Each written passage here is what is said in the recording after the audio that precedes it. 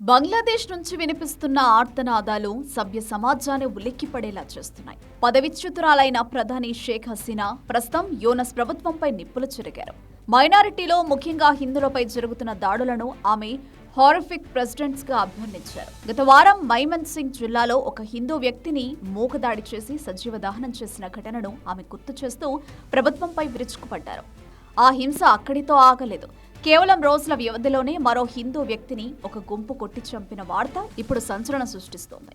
వసూళ్ల ఆరోపణలతో అతడిని లించింగ్ చేశారని స్థానిక మీడియా చెబుతుంటే, పోలీసులు మాత్రం ఇది మతపరమైన దాడి కాదని, నాన్ కమ్యూనల్ గొడవ అని కప్పిపుచ్చే ప్రయత్నం చేస్తున్నారు. కానీ క్షేత్రస్థాయిలో పరిస్థితులు దానికి భిన్నంగా ఉన్నాయి. రాజకీయ కార్యకర్త షా ఉస్మాన్ హదీ మరణం తర్వాత బంగ్లాదేశ్లో నిరసనలు మిన్నట్టాయి.